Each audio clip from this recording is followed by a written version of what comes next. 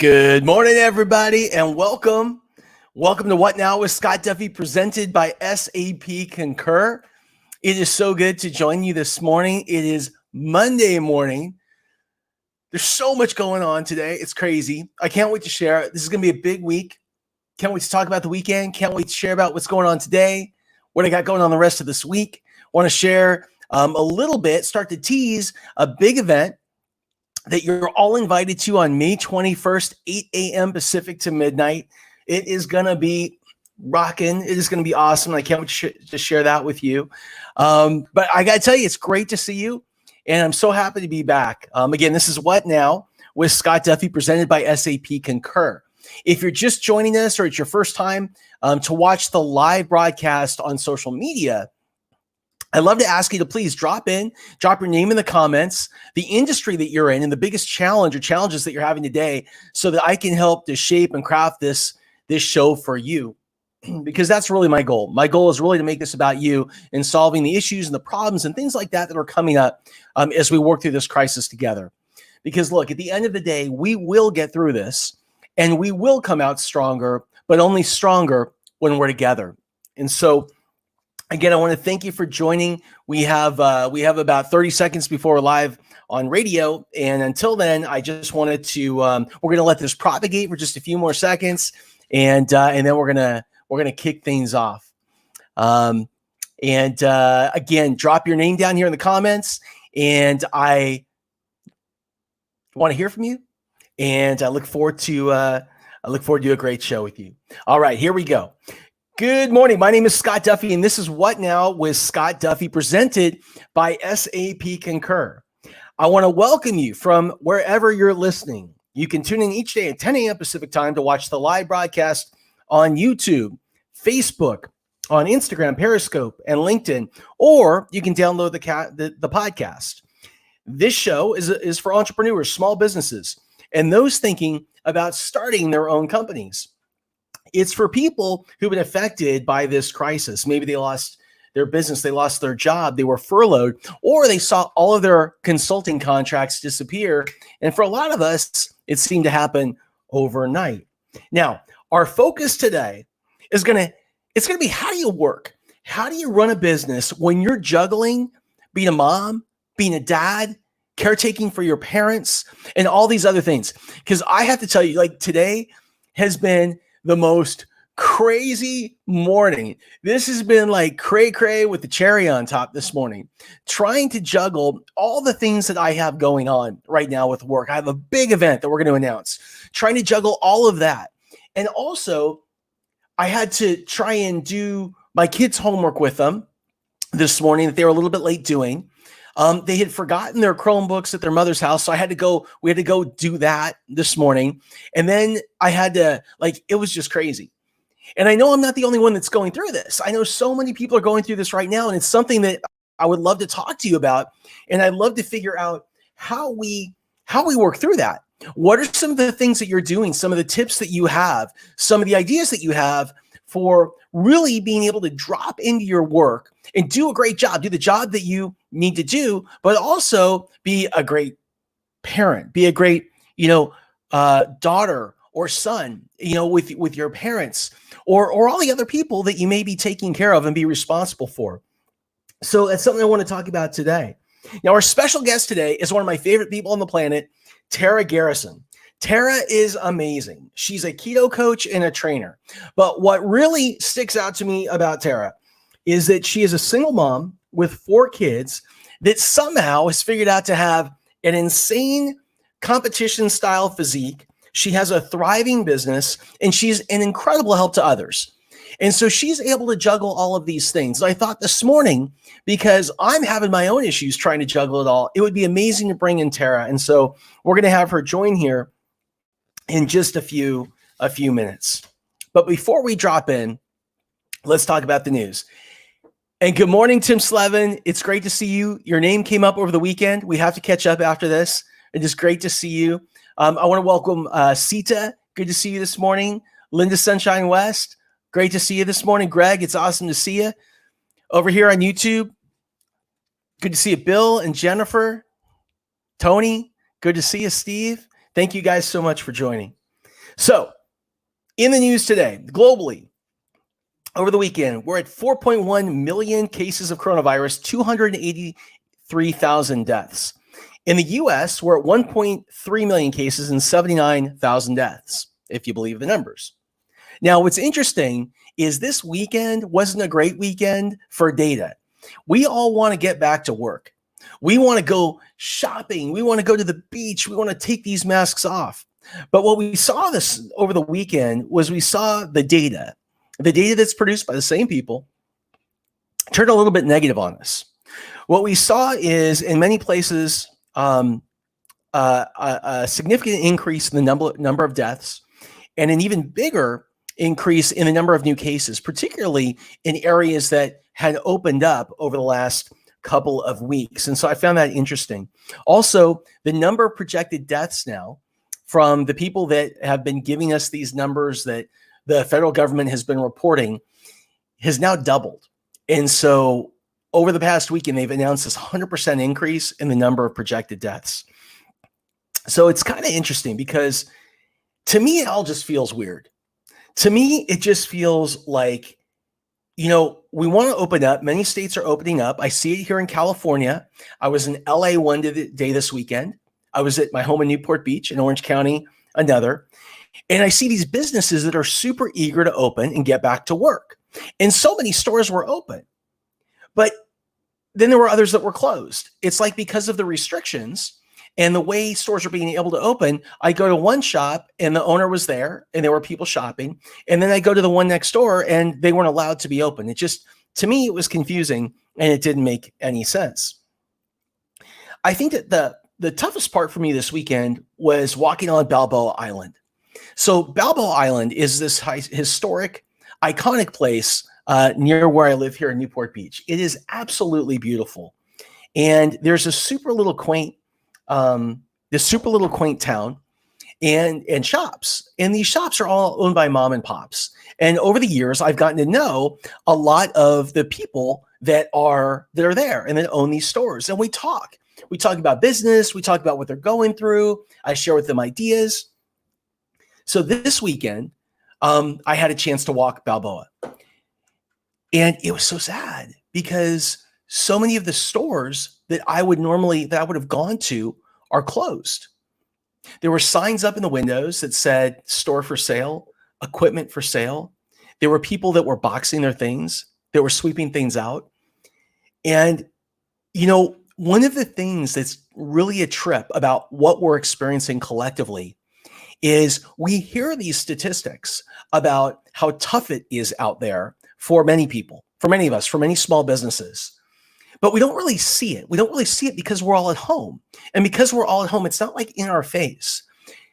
This was the first weekend where I went out and it was in my face. My favorite restaurant here in Newport Beach for the last 10 years closed last week. And so, for the first time I'm seeing it. And so it was really a trip.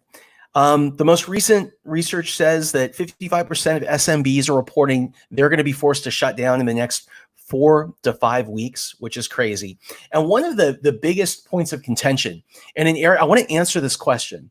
An area where I got a ton of questions over the weekend and kind of the end of last week is around the PPP and how you deal as a small business owner who got PPP money, but whose people don't want to go back to work. Okay, I had 2 calls this weekend with both business owners. One person had 19 employees and one person had 14 employees. In the case of the person with 19 employees, he has a company in Florida. Of the 19 employees, only 17 of those employees have chosen to come back after he has tried to reemploy them. He got the PPP and he wants to spend it and he wants to employ these people. The problem is they're getting unemployment. And with the $600 a week bonus in unemployment, they're making much more money now sitting at home getting unemployment than they would be if they went to work for him. And this is a real problem. The guy that I talked to here in Newport Beach with 14 people, only 13 of the 14 people said they're not coming back. They're going to wait till their unemployment runs out in the special bonus in August. This is really a problem. It's a problem because if you took government money for the PPP, the odds are you don't want that to be in the form of a loan. You took that money and the purpose was to spend 75% of it. This is what the government laid out, to rehire your workers and keep people at work for the next 8 weeks. That's what you're supposed to do, 75% to workers. 25% could go to other things. It could go to utilities, it could go to your mortgage interest, it could go to rent, things like that. Here's the problem. If people won't come back to work and you're not able to give them the money, you're on the hook for that. And now this grant becomes a loan. So the guys that I talked to this weekend were really frustrated. One of them, this guy down in Florida, he's like, I cannot believe this. He said, I cannot believe this. I have tried so hard to keep my business. And I get this PPP money. I think I'm doing good. He said, I think I'm being a mensch trying to get everybody back to work. And unfortunately, they don't want to come. He said, so I have a business now with no employees that will come back. I can't make money to keep this thing open, and I'm going to get stuck with this loan. This will not be a grant because I couldn't place the money. It will be a loan. What do you do? What do you do? Now, this problem has really emerged in the last week and a half. So it's kind of a newer problem for a lot of people. So I'm going to tell you, you're not going to like this. A lot of you aren't going to like this, but I'm going to tell you what entrepreneurs are starting to do. What they're doing is because, again, the entrepreneur has a business to run and they have a family to feed and they have people that they're responsible for. Okay. You as a worker, okay, you may have the same things. You may have not a business to run, but you've got a family to feed. You got to take care of yourself. Okay. So here's the issue. The issue is, again, the business owner does not want to get stuck with this big loan, especially if the employee's not coming back is going to put them in worse shape to put them out of business. So here's what they do. What they're doing now is they're calling the unemployment department and they're saying, I have offered, and they show the paperwork, I have offered this person a job. They have told me they will not take it. They're going to stay on unemployment. The thing about unemployment is if you're offered a job, you got to take it. If you don't take it, then you lose your unemployment. So that is what's going to happen. You are going to start to see people that are unemployed on unemployment who've chosen not to come back to work being reported to the unemployment department. They will lose their unemployment benefits, all of them. They will not be eligible in the future for unemployment to receive those benefits, and they're going to lose their job. So I just want you to know, like, this is what's happening, and this is some of the trickle down and the domino effect that is being created as a result of everything that is going on. And it's pretty crazy. I'm getting, hold on a second. I'm getting a text about all of this from somebody in the same position who said they'd be reaching out this morning. So what I'm seeing right here is, again, I'm seeing the same thing. This is a person in LA. This person has just over 50 employees, they're telling me, and the majority of their employees do not want to come back. They want to collect the unemployment. And again, I'm just telling you that if you're a business owner and you don't want to get stuck with that is a loan, that PPP, then this is something that you're probably going to have to do. You're probably going to have to go to unemployment and you're going to have to show that you've offered these people their jobs back. I think that's possibly the only way that you're able to stay out of an issue here. Tara, just wanted you to know, it's good to see you, Tara Garrison, that I shot you an email with an invite so we can have you jump in to today's call. Another thing going on today here in Southern California. Today, many people were calling Black Friday in the entertainment, or Black Monday in the entertainment business. Yes, they're calling it Black Monday in the entertainment business. And the reason is I spoke to a couple of people at talent agencies, the big iconic talent agencies in LA. One of them I knew just recently reduced all salaries for everyone in the company, 75%. But what I heard that today was going to be a day of mass layoffs, and that's what people are expecting. Reductions in at least 20% of the workforces at many of these agencies. And where are they going? What's interesting is the areas that are being cut are the music divisions and the TV divisions. And the reason music and TV is that the agencies don't believe that there'll be any live concerts, any music, and they don't believe there'll be any new television production for at least the next year. And so that's what's happening with the agencies. I've also heard from a couple of people that the studios are considering reducing their employees by up to 45%. So this is going to be a super interesting week to see what happens in the entertainment business. Now, of the companies that are opening. So again, I was out this weekend. It was so amazing to be out this weekend and to be seeing people and to be moving around and exercising and all of that stuff. And I went to a couple of different stores, and it was interesting to see the difference and how they opened up and how they responded to customers. So I'll give you some examples because I think these are things that we can learn from as small business owners. So the first is this. The first is Lowe's. Now, Lowe's has been considered a critical business in a critical industry, so it hasn't had to shut down. But what it has had time to do is practice because it's been open. So when I went to Lowe's this weekend, here was my experience. First, I wanted to know if it was open. So I went online. I saw the website come up in Safari on my phone. I have an iPhone. I Google mapped it and it came up there. Both showed that it was open. I called to make sure that it was open. Somebody answered the phone and confirmed it was open. I went to the store. I went to Lowe's, and there was an element of social distancing. Outside of the store, there was an area that people could line up, and there were stickers on the ground 6 feet apart. Now, at this time, there wasn't a line. So I was able to walk in. I walked in, and there was a reasonable number of people in the store. People weren't very close. They were shopping, doing their thing. It was actually a pretty simple experience. Then I went to Living Spaces. I had to pick something up. It was like a set thing. I went to Living Spaces. I went on Safari and I went on Google. I did the same exact thing. I went Safari and Google, did the same exact thing. So on one of the things, it said they were open, and on the other, it said they were closed. I called up. This is a national chain. I called up. Nobody answered the phone. I thought, what the heck? I drove there. It said, we're open. I walked to the door, and it said, sign in. I walk inside and I went to sign in, and they said, do you have an appointment? And I said, what's up with the appointment? I don't see anything that says appointment. What's the appointment? They said, you have to have an appointment now to shop in our store. And he said, and we're booked for the next 2 days. And I looked around, and there was this big open space. I didn't see one person on the floor. It was like so crazy. So I said, show me how to make an appointment, which was the most fumbly-dumbly thing on their website I'd ever seen.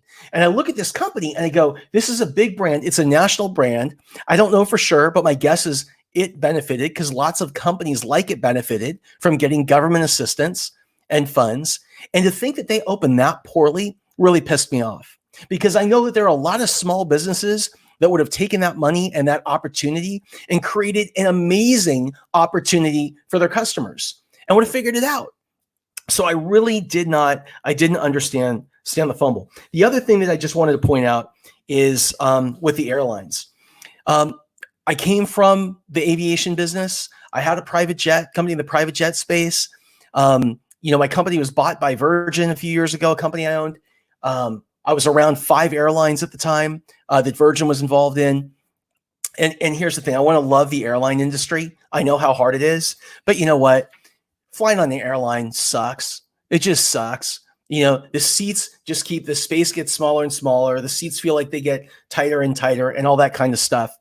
And they've been making such a big deal about the airlines, about how they're going to basically make flying safe.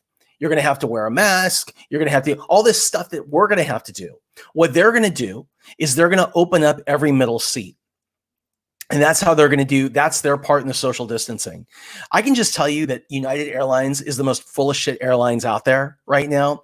So there are plenty of pictures all over the place of flyers over the weekend that flew on United Airlines that packed it up as much as they could, middle seats taken, all kinds of restrictions on travelers. Nothing is different for them except for the fact that they got a bunch of money from the government. And that really upsets me because, again, I'm all about you. I'm all about the small business. I want to see us win. I know we're the ones that find problems, figure out how to fix them, create amazing opportunities for our customers. That's how we roll. So, again, I just wanted to share that with you because That was making me crazy. Tomorrow, I'm going to be announcing our big event. Our big event on May 21st. I'll just tell you this today. The event is called COVID. And COVID is like Live Aid back in the 80s, but it's for business.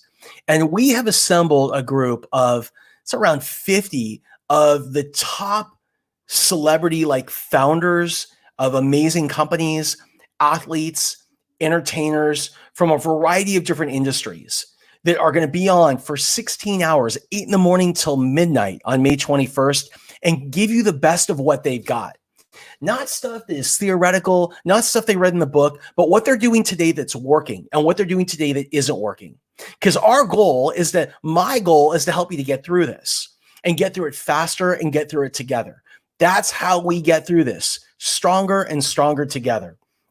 So, all right, with that, I want to bring in my guest because this is just going to be super cool. Let me bring her in. Hold on just a second here. We're going to do this. And there she is. Tara Garrison. Hi, what's up, Scott? Good to see you. Thanks for having me. Well, it's amazing to have you here. So I was sharing with everybody at the top that, first of all, I just think you're the bomb. So we're going to talk about our experience working together in just a little bit. But, you know, one of the things I find magical about you is the fact that you're this successful woman, single mom with a bunch of kids. You somehow find time to create this competition-ready physique and body and energy. You train customers, and I know how much you help. And I want to share with people just really quickly how we got to know. And then I want to drop into you, Tara. So I have a mastermind called the Breakthrough Mastermind, and I was fortunate enough to have Tara join for one of my events. And she'd been referred to me by a really good friend, Drew Manning. Many of you may know Drew Manning. And so Drew, by the way, I think he put on 100 pounds and then lost 100 pounds. It was 76, but close. 76. But in 6 months, gained it in 6 months, and then lost it in 6 months. Wow. Shredded to obese to shredded again. I mean, props, Drew. That's amazing. Wow. And he's the author of Fit to Fat to Fit. And so anyway, so Drew introduced me, said, you got to meet Tara. So after the event, I remember I was going through a time where I was really frustrated because I was exercising. I thought I was eating right. I was doing all these things and I just felt terrible. And right now, like what we're going through right now, where there's so much stress and so much pressure, there's never been a more important time to take care of our bodies. And so I talked to Tara and I said, I don't get it. I do not know what's going on. And she said, I'm going to help. And what she led and oversaw was testing for my blood, my hair, and my DNA. And she took all of those results. She analyzed the data. Don't guess it. Look at the data. And what she did is she put together a plan. She said, you need this and this and take away that. And she put together this incredible plan. It took about a week and a half. And since then, I haven't felt this good since I was a kid. And so, and that's just the diet part of it. That's just so I just want to, when I do this show and I bring people on and I share stuff, I always say, it's not things that I read in a book. It's stuff that I've experienced. So I have experienced these results. So Tara, welcome. Thank you. Thanks. Yeah.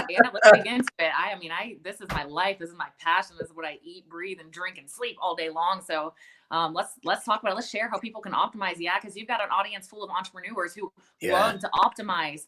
And I'm telling you guys, if you can optimize this, just watch, just wait and see what happens to your whole life, not just your business, but also your family life, your relationships. It's freaking crazy how on point you can be when your body is working with you instead of against you. So I love talking to everyone, but specifically high performers about this because they get it. They understand like this is worth the sacrifice and investment for me to go way higher than I've ever been before. So let's step back. I want to talk a little bit about your journey. So how did you get to being this top keto coach, personal trainer that creates these results? How did that journey kind of unfold? Okay, I've got a little picture because I feel like pictures are very powerful. We're a very visual society. Okay, so this is me. Try to turn the brightness down here a little bit. I can see. This is me before I got in shape. Actually, in this, in this picture, I had just run a full 26-mile marathon like a month before this picture was taken. Wow. So I was what I thought was eating right, exercising, doing all the things. Okay. This is when I learned a whole bunch of stuff. Okay. And this is after having 4 kids, by the way. Both of these pictures are after having 4 kids. So if there's any moms out there or anybody who's got excuses up your, a whole chain of excuses why you can't get fit or can't have, you lost your body forever. No, you didn't. No, you didn't. So here's the thing. Most of us, what we have learned to perceive as normal is not normal. And what we think that we need is not what we need. So we think that we need first a lot of calories and a lot of goody gumdrops in our mouth and very little nutrition. So that's the problem with America and the rest of the world is that we have an abundance of energy, but we're nutritionally deficient. So we're eating tons of calories, but it's not nutritionally dense at all. That's when we get problems because now our bodies are having an inability to run off all those little micronutrients that we need. Like we are these extremely complex biotechnical machines that need all sorts, it's not just oil and gas. Like we need all sorts of little tiny nutrients, vitamins, minerals to make these awesome biotech suits that we get to live in every day work correctly, right? So when we eat milkshake and burger and fries as our standard meal, well, sure, we may feel some energy like right off the bat from that rise in our blood sugar, but over time, our energy is going to go down and down and down and down because we're actually becoming nutrient deprived. We're becoming malnourished while we're getting overstuffed and fatter. And now we have more weight to carry around with less energy to do it. So that's what I found out. I found out that my perception of what was normal was not normal and that I actually needed a lot fewer calories than I thought I did to run off, but I needed them to be packed with nutrition.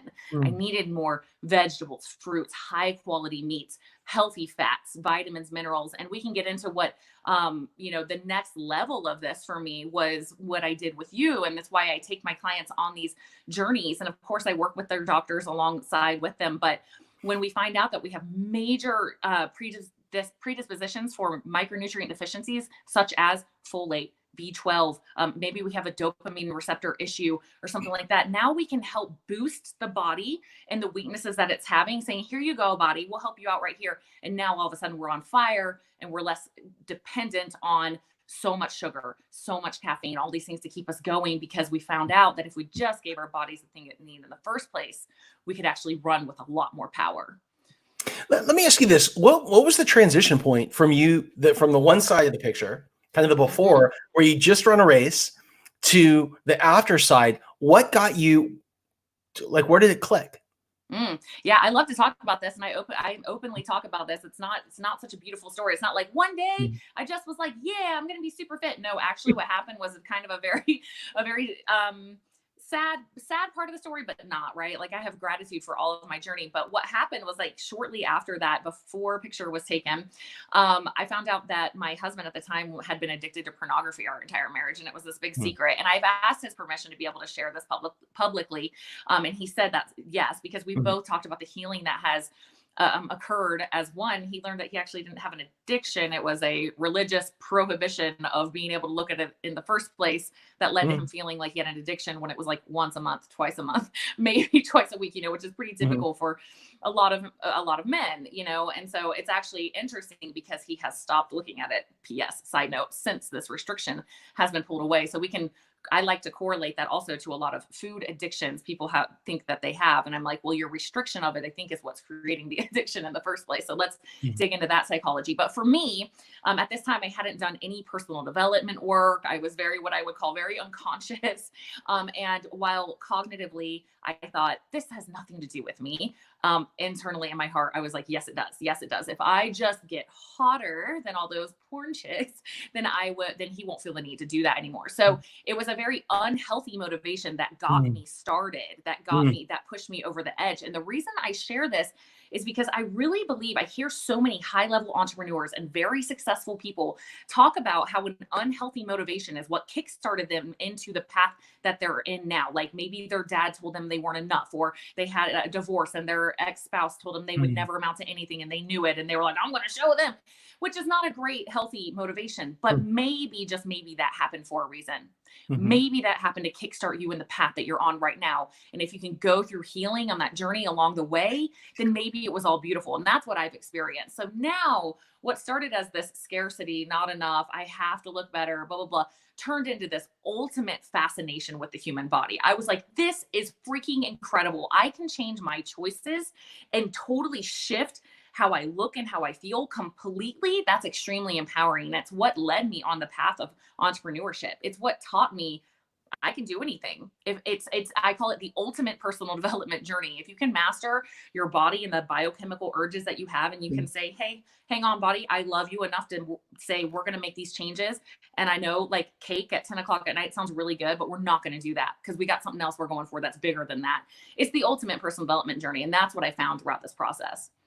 So you decided to become, you really got into this space, and you really dug deep into learning about the body. And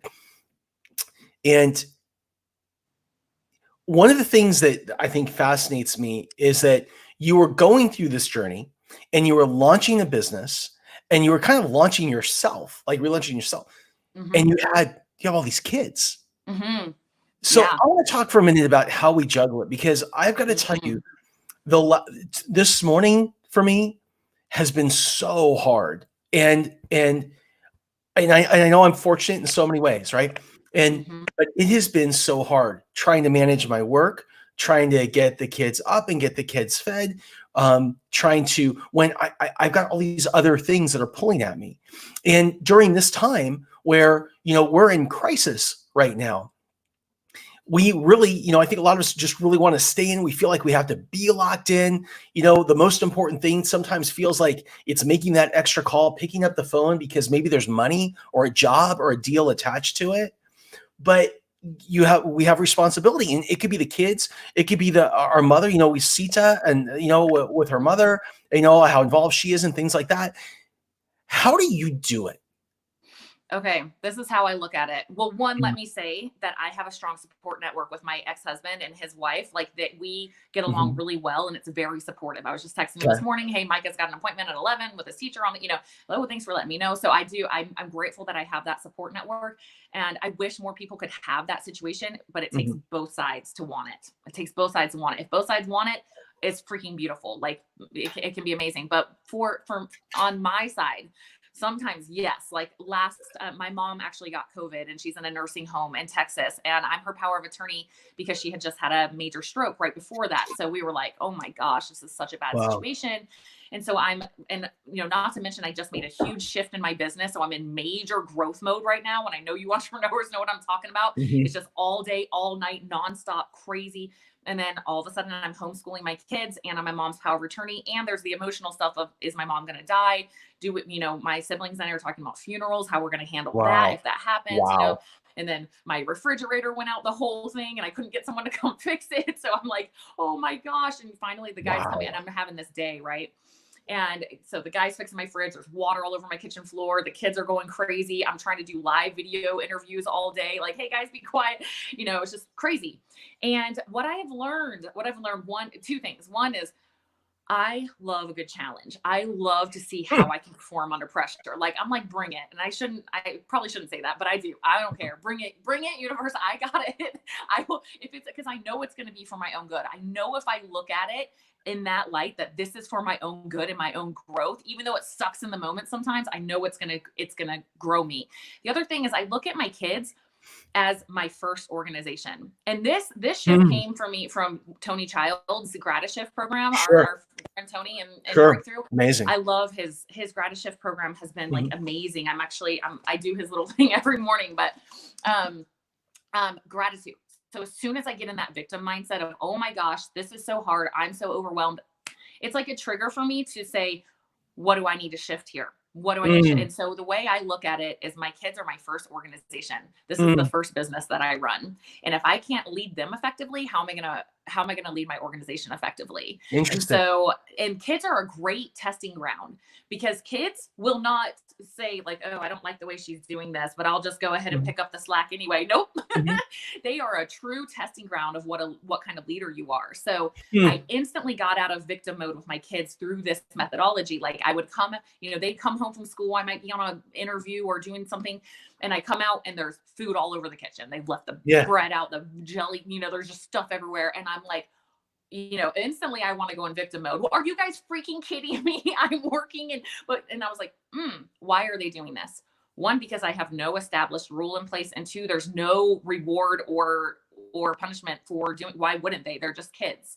Right. So I learned, I'm like, this is an opportunity for me to put systems in place that get me what I want. And so looking at them as my first micro organization it's really removed all victim mentality from me. I'm like, I'm the one who had 4 kids. I'm the one who runs this household. I'm the one who runs this organization. And if it's not working, that's a challenge for me to figure it out and get that running better. And since then, man, I've stopped doing a lot for them, and it's been a lot more peace in my home. That's really awesome. And rules, rewards, and punishment. You have to have clear rules, So the way that you manage business, the way you manage juggling your work and your other personal relationship responsibilities is, number one, you think of those as your first organization. And if you can't get that down, how are you going to get your business down? The second, what you do is you put clear rules in place, rules and boundaries. And then the third thing that you do is you create incentive. So there's rewards and there's punishment if you don't follow the rules. I think that's great. Something that I've done is I was really frustrated about having to jump up and jump down and things like that, because I'm on, like a lot of us, I'm on Zoom. I was on my first call at 5:30 this morning, and it's going to go really late at night because of this event we have coming up. And so, and I'm not saying I work any harder than anybody else. I'm just saying that a lot of us right now, we spend a lot of our time on these video calls. But from time to time, my kids may need something and they need me. And I used to try and push it off and hold them off as much as I could. But there's a point where that becomes unreasonable and it's really unfair to them. And it's not, also, I think it's unfair to the person that I'm talking to, because I'm distracted and I can't fully drop in. Yeah. So now what I do is, if that becomes a problem, I just address it. And I say, hey, there's something going on. I got to take care of it. Hold on just a second. I put my thing on mute. I put my cam on, and I deal with the issue. And you can, in my case, I found I can usually deal with it like that if I deal with it. It's the minutes before where I'm doing this and creating the resistance. Right. Totally. That don't even need to exist. Right. Yeah. And they need to know that. And you're absolutely right. That's like weeks. So I have my kids every other week. And so the weeks that I do have them, I try to keep my schedule a lot more loose for all of our sanity, for that reason. Because they're humans, they're our babies. They need our attention sometimes. So you're absolutely right. You're right. It's like, all they need to know is that they were seen or heard most of the time. And it's like that 1 minute that you may have taken to help them with their math problem will save you so much angst the rest of the day. So thanks for sharing that. I 100% agree. It will. And with parents, I mean, I know, and I've known we've gone back and forth about your mom. I have a family member that's struggling, that's really had a tough year and a half. And that's hard too, because, in these cases, people, particularly if they're older, may feel really alone and really isolated. And I think that it is even more important than ever that we set, like, I've got my gratitude alarm every day. Maybe what I'm thinking right now is I should have an alarm in my phone that's just my touch out with those people alarm, because it only takes, a minute to write a text or send a video or something like that. You can really change somebody's day and their energy. Yeah. There's and I think for people in that position, if someone is feeling really alone and isolated, getting a sense of purpose of some sort of project that you're working on or something that you're doing will really help alleviate that. And in Tony's little thing here every day, I write out my purpose statement every single day. And I also it asks, list one way you can act in generosity today, is what he asked. And I think if we all, and it's like, it causes me to think. So I think having a system in place every morning where you can think, okay, like, what can I do to reach outside of myself instead of just being all stuck in myself? And, this is sad. Woe is me. I'm all alone. It's like, well, you know how you can stop feeling so alone is you can be the one who reaches out. You can be the one who decides Yeah. what your purpose is and what you're going to build and what you're going to do. And bam, that is gone. So I think a lot of it, if we're feeling very sad and alone and isolated, we can take it upon ourselves to help ourselves out of that. And if you know somebody who has a hard Mhm. time doing that, yes, that little message of kindness of like, what's so awesome about you is I love how you do this, dad, or whoever it is Sure. so powerful. What I love that you just said was talking about this idea of having a system. So Hmm. you basically have a system in place that you follow every day. And what it does is it controls your mindset and it gets you to focus through gratitude on what you have, right? Versus what you don't have, Yep. but also several other things. I have a system. My alarm goes off. I do 3 things I'm grateful for, 3 things I love about myself, 3 things I forgive myself for. I think Awesome. whatever it is, whatever your system is, it's so important that everybody has a system in Hmm. place. That we were talking about kids and how you manage kids a little while ago, that you have rules and that you have, restrictions and they're clear in place. Yeah. These things are so important. And they're so Yeah. important that you do every single day because that's how you develop momentum. And I've talked about Hmm. this before, this exponential factor that happens in the universe. It is much better to do something every day for 5 minutes or a minute than do it all on Hmm. Sunday. You need Totally. that momentum. And you'll feel stressed out if you don't create systems. You're going to be like, oh, should I go work out at 9 today or 1 or maybe after work? Or now you're stressed out. Like, just don't. I love the philosophy of, I kind of picked this up from Tony Robbins talking about when he gets into that cold plunge every morning. Yeah, He's like, yeah, there's not a day I feel like getting in there. He's like, yeah. don't think, just do.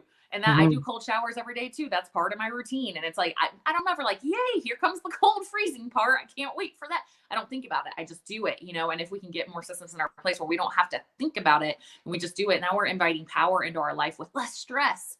Yeah. That's super exciting. So, how do you stay in shape? This is a big question for me because I am I'm I'm so busy, and my joy used to be going to the gym. I loved going to the gym. I personally find it hard to work out at home. I find Yeah. it really Yeah. like the thing that especially now, because we're all working at home and the kids are at home and whatever. Like the thing that I want to do the most is I want to get out and work out because when I do it it feels like work. Right. Yeah. I'm the same way What too. do So you I do? totally relate to that. I Yeah. hate working out. Like, no, at no time ever do I want to like lay on my carpet right here and just start working out. I'm like, no. So this is how I've done it. One Okay. is the first thing is that this is your life. This is your life. And you deserve to have time for you to go work out. So whatever crazy thing you're building, I know you're doing big stuff. I know everybody watching this is probably doing big stuff. You deserve that time for you. Nobody gets that from you. That is Mhm. no one gets to touch my workout time. If I can't make a life schedule in which I can't have time for myself to go take care of myself, something's seriously wrong. So like carve that time out for you and tell But people, no, I'm sorry, that's my workout time, and they'll respect it. People how, have said how that do to you me but too. how do you do it with the kids? So, well, for one, my kids are old enough, like my daughter's 14. Okay, So like got it. in the school year, like I'll go to the gym before they're awake, right? So Yeah. she's just in the house and they know We that's worked the out flow. together in Utah Some really yeah. early in the morning. Yeah, so they were probably still sleeping. Yeah. Yeah. And then during Corona, Hey, I had by the really way, I just want to tell everybody, we worked out one time. I was on a business trip, and I try and plan my business trips, right? It's around a gym, and I'm still sore, and that was months ago. You killed me. You killed me. So, Scott is a great person. If you ever want a workout buddy that gives really funny, hilarious reactions to hard sets, Scott is your man. I was cracking up. He was like, no, no. No But way. yeah, I think also, taking shifts, like being able to shift for me, like during this time, I'm usually like a 4 o'clock a.m.er, like go, I got my morning routine down, workout, come back before the kids are even up. Like, I didn't do that during Corona. I welcomed this opportunity for rest and recovery. I work really freaking hard on my body and everything all the time. So I was like, nope, I'm going to sleep in as late as I want. No calls are coming before 10 a.m. That's it. Yeah. and I'm going to look at this. And I did do a lot of running, distance running, because I'm a distance runner, but that's pretty much it. Just walking, running, a few little outside in the grass, little workouts out there to get some sunshine. But I think it's important to be able to, listen and be in tune with what your body's wanting. And that was so forced for me to do this stuff. I didn't think it was necessary. So, but getting up, getting in a flow, getting your dopamine ramped up. I mean, it will make you more effective the rest of your day in your work, because now you're having this new connection between your neurons and your brain, giving you new ideas and helping you problem solve out of a lot of the stress that you're in. So I say, you know what, even if it's just walking, it's so worth it to create that time for yourself, because now you're going to be more productive in everything else that you do. And I found that during this time where I've been so sedentary, on this computer and things like that, that the one thing I've tried to do is, like, if you can't do just do one thing. Like, do one thing that is that you can do consistently. So the one thing that I can do consistently is drink water. Beautiful. So I'm drinking, you'll be proud of me, I'm drinking about a gallon a day right now. Awesome. Yeah. So I drink a ton of water, and it started with a little bit, and I just kept adding to it over time. It took me a long time to actually get up to that much. And so I drink a lot of water. I drink it actually in these things throughout the day, if you can see that. Nice. Perfect. Yeah. I squeeze a half a lemon in each one. I use fiber from silver fern. So I do a scoop of fiber in two of them during the day, half a lemon in each one of them. That's so easy. So I do that every single day. The other thing that I do, which I can do every day, is I supplement. So I want to talk about, just real quickly, if we can only do one thing a day or a couple things a day that are really easy and they don't require us to get out, and we don't necessarily have to push weight, but they're going to make us better. They're going to make us healthier. Water is one. The supplementation. We did hair testing. I know. We did hair testing. we did that blood one test. Conversation where I have to say, you can get it from anywhere, guys. You can take it from anywhere. Yeah, you can take it from anywhere. So we did the hair testing. We did the blood testing, and we did the DNA testing. And why? Explain to everybody why that is so powerful, and also the power of hair testing. Because I don't think people understand how much more effective that can be than blood testing.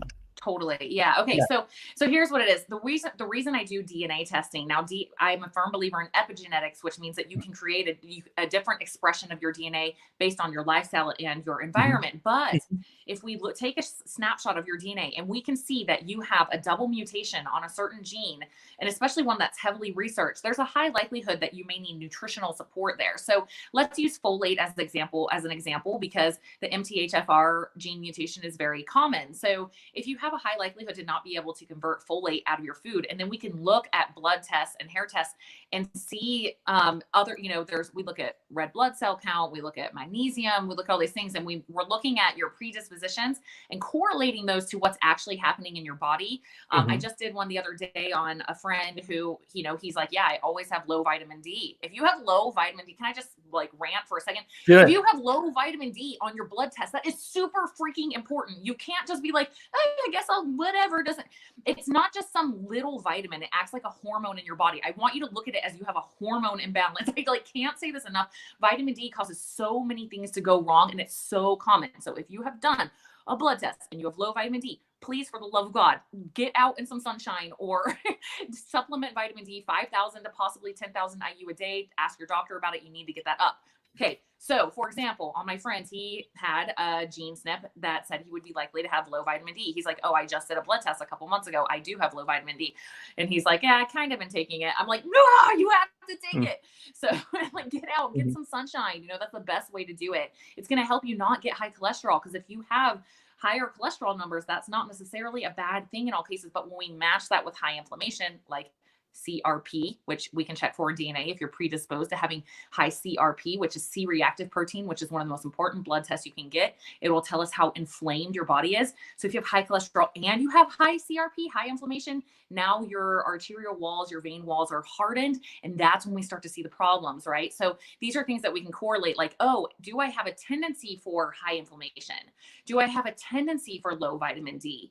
Let me go ahead and check my blood and see what's actually going on. Wow, I do have high CRP, and now I can see why. So I better be on top of taking vitamin C and glutathione and anything that can help, all these antioxidants, eating fruits and vegetables, sleeping, de-stressing, doing these things to help keep that low, because I'm going to have personally a tendency for that to go higher. And that's really important to know about yourself. Now, the hair testing, what we test for in hair is your mineral status, which is actually a precursor to your hormone status, right? So if you're having, let's say when I did mine, I was really magnesium deficient. And I was very surprised by this because I was supplementing magnesium. And without getting too sciencey into it, I found some stuff in my DNA that I was like, no wonder, because basically I'm in a high adrenaline state all the time. And so that will cause my adrenals, my kidneys to flush out sodium, magnesium, potassium at a faster rate. So I know that I need more salt and water than most people because of this. And now I take a nanoparticle size magnesium, which is my friend who does these hair tests. If you guys want them, I can get Scott a link or something to put up, but it's just Upgraded Formulas is who I get it from. And he will give you guys a coupon code if you want one, Scott. But I can, you can get the hair test and then find out what you actually need, because here's the other thing. Sita, she told me I was okay sharing this. We did the hair mineral test on Sita and her salt was high. Her magnesium was high. Her potassium was high. So we don't need to be supplementing her a bunch of magnesium and potassium, so it's important to find out these things. She just put like a whole salt shaker on everything. She figured she needed it. She got the real salt, she got all that stuff. Holy cow. Yeah, wow. Guys, I will, for any keto people, because I know keto, especially amongst entrepreneurs, is popular. Like, let me tell this story of Sita real quick, because Sita was, in keto, we say take a lot of salt in. You need at least like 2 teaspoons of salt a day. And so Sita, being the beautiful little overachiever that she is, doing everything so right, I was at her house and I see her putting salt in her hand, and it must have been a tablespoon. I mean, it was a lot of salt. And I was like, and she's just talking and I'm like, oh, that was a lot of salt. And she's like, oh, it was? I'm like, that was like, oh, look, you don't need that. Do you get a headache? Exactly. Like, that's a lot of salt. She's like, oh, no. And so then we got her test, like, while I was there. It was like perfect timing, and her salt was really high. So she did have a genetic predisposition to being more sensitive to salt. So that's something you kind of can't know unless you do the DNA testing. So that's why I love all of this stuff, because now we can actually know. It's like, 80% of the population is magnesium deficient, so you better take tons of magnesium.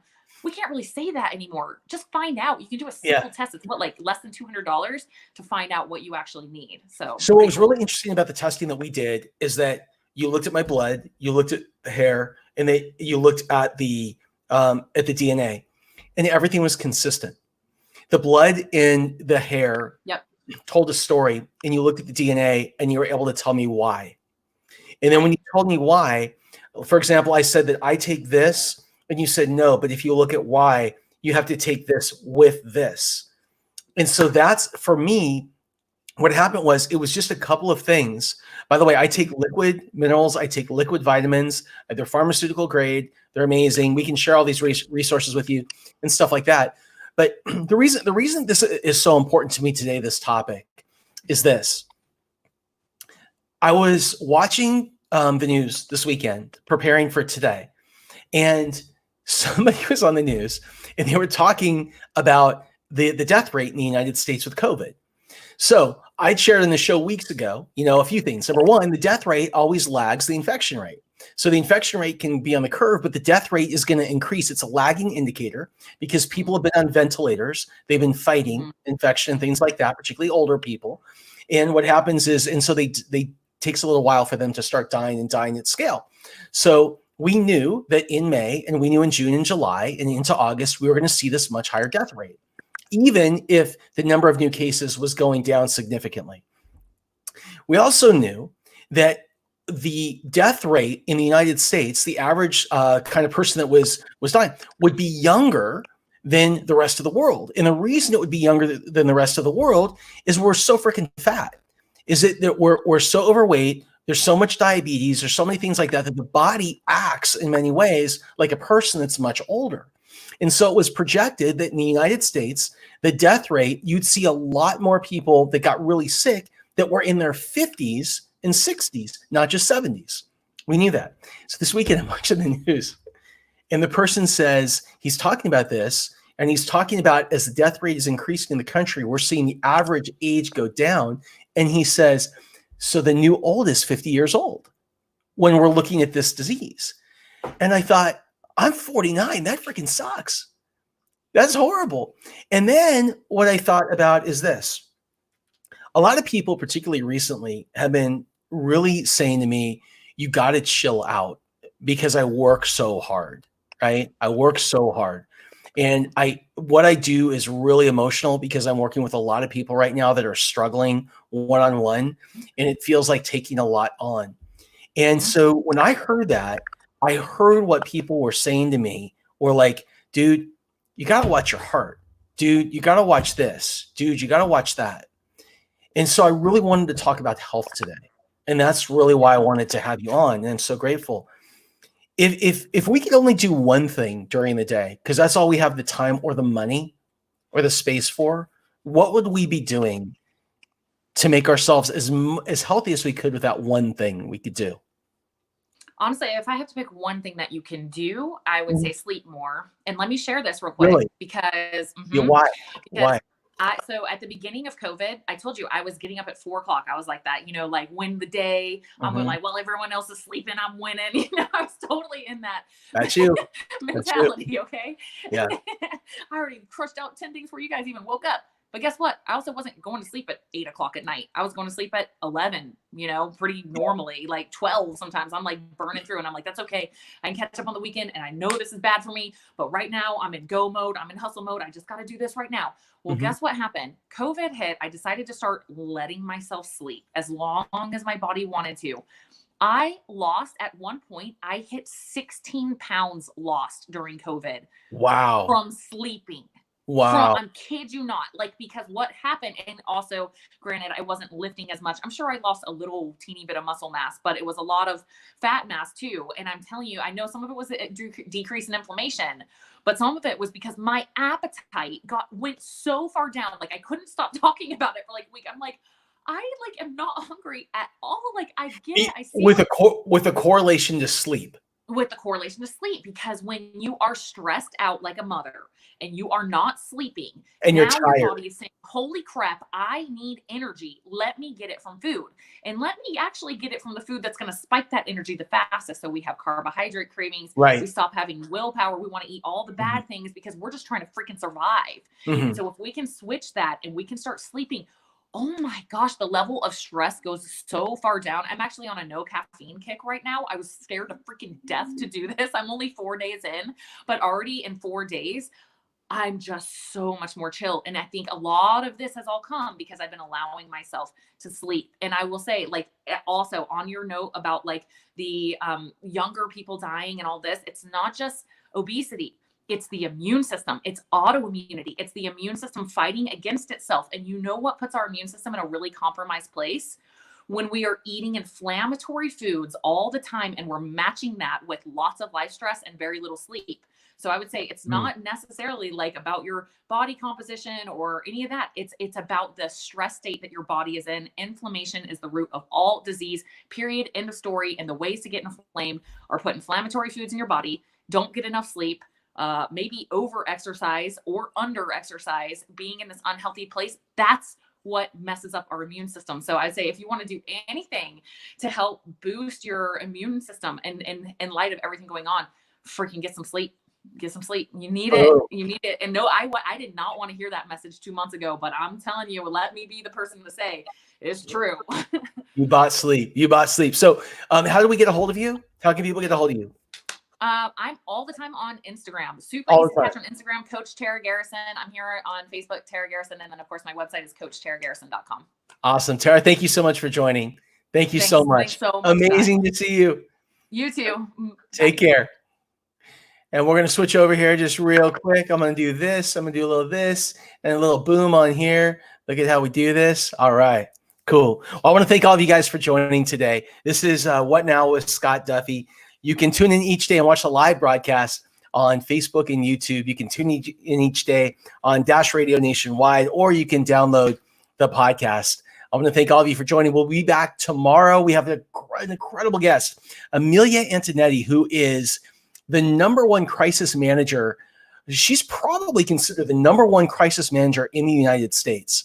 Whether it is a Fortune 10 company that calls her, or it's someone like a Steve Harvey or a Justin Bieber, or you see her at Timberlake, she manages crisis for everyone. And she's going to talk about the best ways for entrepreneurs and small business owners to manage through this period. You guys have an amazing day. Thank you so much for joining. And we will get through this. We'll get through it stronger together. Take care.